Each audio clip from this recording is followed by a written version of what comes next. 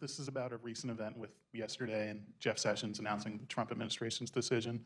Do you agree with the Trump administration that DACA was unconstitutional? Also, do you think the House and Senate actually have a chance of passing legislation that would extend and make permanent the program?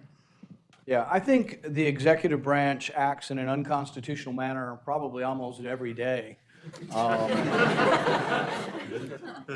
Republican or Democrat. I mean, it's been going on a long time. And if you talk about the biggest danger of you losing your freedom or liberty is from executive overaction. The biggest danger of your country going to war in a war that we shouldn't be involved in, once again, executive action.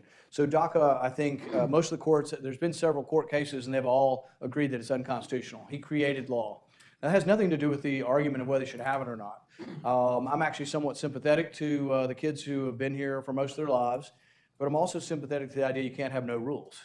I mean, you just can't. I'm sympathetic to Milton Friedman's point when he said you can't have open borders in a welfare state.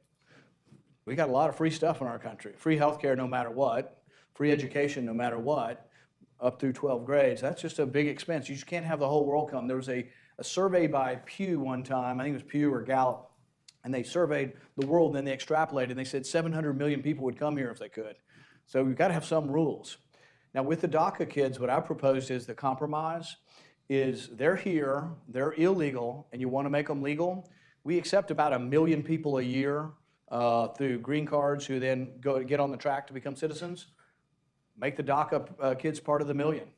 Now there's 1 million of them, so they would take up a whole year's worth of immigration. So let's say you wanted to not take up all the slots. Let's say we divide them into segments of 200,000, we admit them over 5 years. We internally immigrate them over 5 years, but they count against the numbers. So for the people on the right, we say we're not expanding immigration. We're not necessarily rewarding. We're not going to take 1.2 million next year. We're going to take 1 million and 200,000 slots of the people who've lived here 15, 20 years. And then I think that to me would be the reasonable compromise. I don't think that's what I'm promoting. I don't think we'll get that. I think what we'll get is you'll do DACA and it'll pass, and then they'll throw a bunch of money at a wall or some security stuff. And in the end, the last comprehensive bill, one of the reasons I opposed it is they actually had too much money for border security. They just threw billions and billions and billions trying to get conservatives on board with the immigration reform.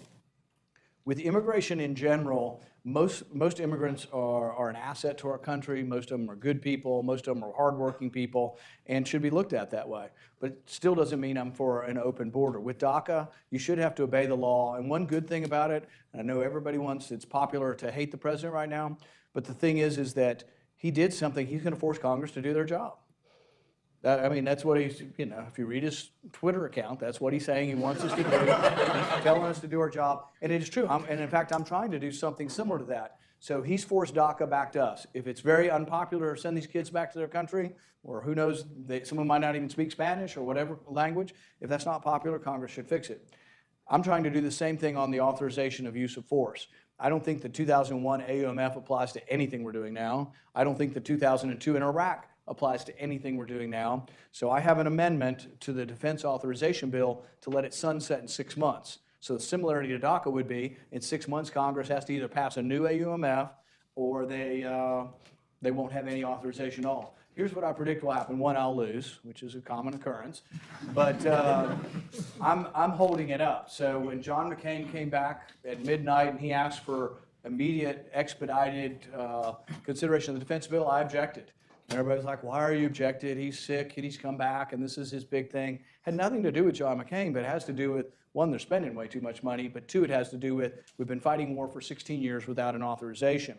There's a whole bunch of people on both sides who argue that we should have a new AUMF, but mark my words, most of them will not vote for a 6-month sunset. They'll say, oh, that's too dramatic. And my response to them is, well, it's been 16 years and 6 months. How long do you want to wait till we actually address the issue that we should be addressing?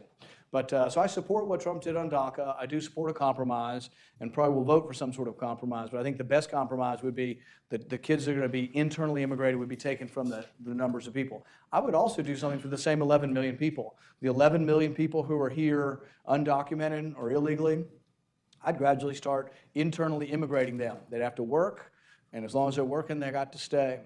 And I would also say one other thing before we move on. This is something that I think liberals get completely wrong about the Statue of Liberty in Ellis Island.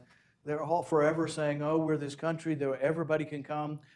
go to Ellis Island. My grandmother came in through Ellis Island. We went and looked it all up, and we talked to him and met him. Ellis Island was a harsh taskmaster, and there were a lot of rules, and people got sent back if they weren't healthy.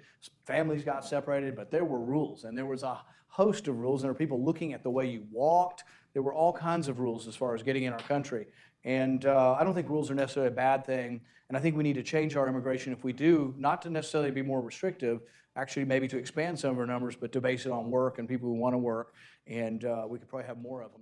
We will make America great again.